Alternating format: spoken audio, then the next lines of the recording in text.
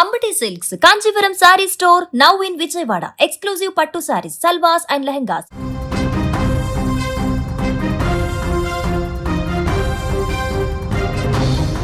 5 వారాల పాటు ఏకదాటిగా కొనసాగినటువంటి ఇరాన్, అమెరికా, ఇజ్రాయెల్ యుద్ధం ఎట్టకేలకు ఒక తుది దశకు చేరుకుంది. 2 వారాల పాటు సీజ్ ఫైర్ ప్రకటించిన నేపథ్యంలో ప్రస్తుతం అక్కడ శాంతి వాతావరణం నెలకొన్నట్టుగా కనపడుతుంది. వెంటనే దౌత్య ప్రయత్నాలు కూడా ప్రారంభమయ్యాయి. ఇరాన్, పాకిస్తాన్ ద్వారా అమెరికాకు పంపినటువంటి 10 సూత్రాల అంశం ఇప్పుడు ప్రపంచవ్యాప్తంగా చర్చనీయాంశంగా మారింది. ఈ నెల 10న ఇస్లామాబాద్లో ఇరు పక్షాలు చర్చించనున్నారు. ఈ 10 పాయింట్లకు సంబంధించి పాకిస్తాన్ మధ్యవర్తిత్వంతో చర్చలకు రంగం సిద్ధమైందని Iran supreme national security council కూడా తెలిపింది. అయితే ఆల్ ఆఫ్ సడన్గా ఇరాన్ని నాశనం చేస్తాం, ఇరాన్ని నరకానికి పంపిస్తామని చెప్పినటువంటి ట్రంప్ ఇరాన్ పెట్టినటువంటి కండిషన్లకి ఇప్పుడు ఓకే చెప్పినట్టుగా, మీన్స్ ఆల్మోస్ట్ ఓకే కాదు, ఈ కండిషన్లు అయితే మేము వెంటనే హార్ముజ్ను తెరుస్తామని ఇరాన్ చెప్పిన దానికి సరే సీజ్ ఫైర్ చేద్దాం, ప్రస్తుతానికి మాట్లాడదామని ట్రంప్ చెప్పాడంటే ఆ కండిషన్లకి సానుకూలంగా స్పందించినట్టుగా కనపడుతుంది. ఇంతకీ ఆ 10 కండిషన్స్ ఏంటి, ఆ 10 ప్రతిపాదనలు ఏంటి, ఆ 10 సూత్రాలలో ఏమున్నాయి, దీనికి సంబంధించిన అంశం ఇప్పుడు చర్చనీయాంశంగా మారింది. ఈ చర్చల ఉద్రిక్తతలను తగ్గించడం లేదా యుద్ధానికి ముగింపు కాదని Iran supreme secretary national security council కూడా తేల్చి చెప్పింది. ఇప్పటికే తమ చేతులు ఇంకా ట్రిగ్గర్ పైన ఉన్నాయని, ఏ పొరపాటు జరిగినా కూడా పూర్తి ప్రతీకారం తీర్చుకుంటామంటూ కూడా హెచ్చరించింది. ఒకవైపు అంగీకరించే యొక్క సీజ్ ఫైర్కి పాకిస్తాన్ మధ్యవర్తిత్వంతో కుదిరిన 2 వారాల కాల్పుల విరమణను ఇరాన్ తమ విజయంగా అభివర్ణించింది. అమెరికా అంగీకరించేలా చేశామంటూ కూడా ప్రకటించుకుంది. అయితే ఇస్లామాబాద్లో ఈ చర్చలు 15 రోజుల్లో కొనసాగవచ్చని, అవసరమైతే పొడిగించవచ్చని కూడా తెలుస్తుంది. ఒక సమగ్ర ఒప్పంద ముసాయిదాను కూడా ఖరారు చేయడమే దీని యొక్క ఉద్దేశంగా చెప్తున్నారు. కాల్పుల విరమణ సమయంలో సముద్ర మార్గాలలో పరిమిత సహకారం ఉంటుందని, ఇరానియన్ సాయుధ దళాల సమన్వయంతో హార్ముజ్ జలసంధి సురక్షిత ప్రయాణాన్ని చేస్తామంటూ కూడా సుప్రీం నేషనల్ సెక్యూరిటీ కౌన్సిల్ పేర్కొంది. ఇక ఇదిలా ఉంటే ఇరాన్ ప్రకటించినటువంటి, అంటే ప్రతిపాదించినటువంటి 10 కీలకమైనటువంటి అంశాలు ఏంటి, ఆ 10 సూత్రాలలో ఏమున్నాయి, ఆ సూత్రాలను అమెరికా అంగీకరిస్తే పూర్తిగా ఇరాన్ గెలిచినట్టుగా మారుతుంది యుద్ధంలో. ఇప్పటికే ఇరాన్ ప్రకటించేసింది ఆ సూత్రాలను, మా ప్రతిపాదనలను ఓకే చెప్తేనే మేము యుద్ధాన్ని ఆపుతామని చెప్పేసి దానికి సానుకూలంగా స్పందించారు. కాబట్టి ఇప్పుడు సీజ్ ఫైర్ ఒప్పందం జరిగింది ఆల్మోస్ట్ 2 వారాల పాటు. సో ఈ 10 సూత్రాల్లో ఏమున్నాయనేటువంటి విషయాన్ని కనుక ఒక్కొక్కసారి చూద్దాం. ఈ 10 సూత్రాలు ఒప్పుకుంటే లేకుంటే ఒప్పుకోకపోతే ఇరు దేశాల్లో ఎవరు పై చేయి సాధించినట్టు కూడా మనం ఒకసారి మాట్లాడదాం. ముందుగా ఈ 10 కీలక అంశాల్లో మొదటిది, ఎట్టి పరిస్థితుల్లోనూ పరస్పర దాడులకు దిగకూడదు. మొదటి సూత్రం ఇది, ఈ యొక్క 10 సూత్రాల్లో ఇరాన్ పెట్టినటువంటి కండిషన్లో. రెండవది, హార్ముజ్ జలసంధి పైన ఇరాన్ నియంత్రణ కొనసాగింపు. అంటే ప్రస్తుతానికి మీ పర్మిషన్ ఇచ్చినా కూడా హార్ముజ్ జలసంధి పైన పూర్తి హక్కులు మాకే ఉంటాయి అనేటువంటిది రెండవ కండిషన్ ఇరాన్ పెట్టింది. మూడవది, యురేనియం సుసంపన్నతకు అంగీకారం.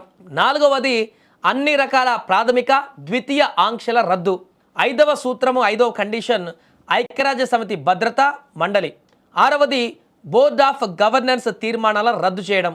7వది, ఇరాన్కు పరిహారం చెల్లింపు. చూడండి, ఇప్పటివరకు జరిగినటువంటి యుద్ధంలో 40 రోజులకు పైగా జరిగినటువంటి యుద్ధంలో మాకు జరిగినటువంటి నష్టానికి అమెరికా పరిహారం చెల్లించాల్సిందే అనేటువంటి నిబంధన కూడా 7వ సూత్రంలో మెన్షన్ చేయడం జరిగింది, ఇరాన్కు పరిహారం చెల్లింపు.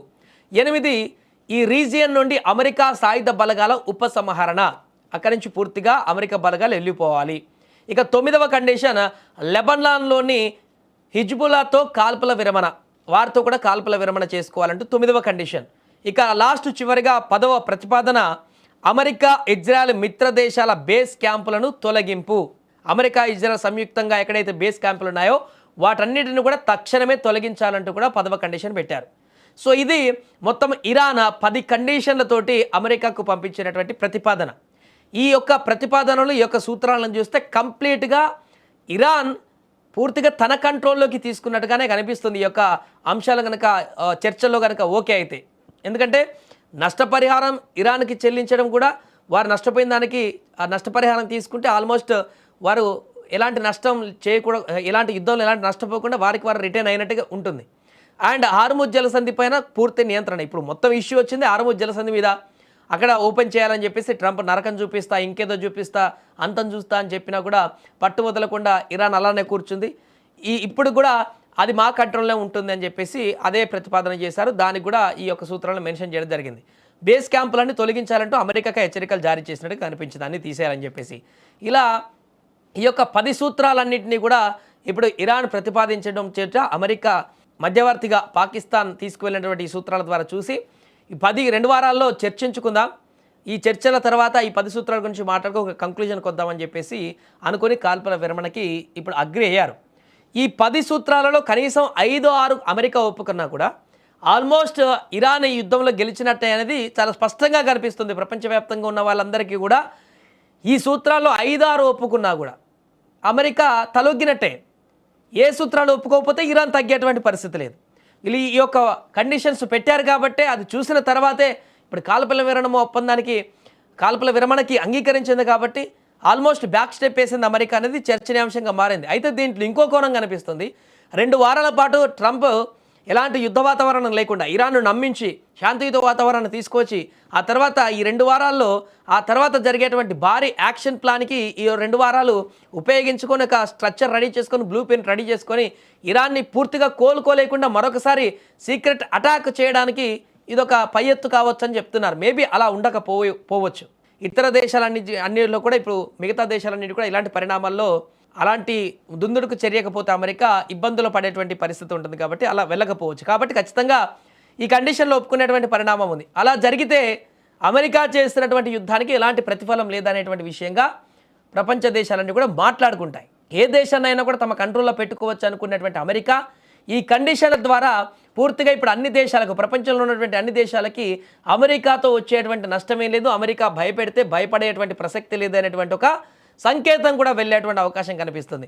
ఏదేమైనా ఇరాన్ పెట్టినటువంటి ఈ 10 సూత్రాలు, ఈ 10 కండిషన్లు, ప్రతిపాదనలను ఈ 2 వారాల్లో చర్చల తర్వాత ఎలాంటి కంక్లూజన్ వస్తుంది, ఈ యొక్క సూత్రాలకు అమెరికా ఒప్పుకుంటుందా లేక కొత్త ప్రతిపాదనలు ఏమైనా అమెరికా తీసుకువస్తుందా అనేది వేచి చూడాలి.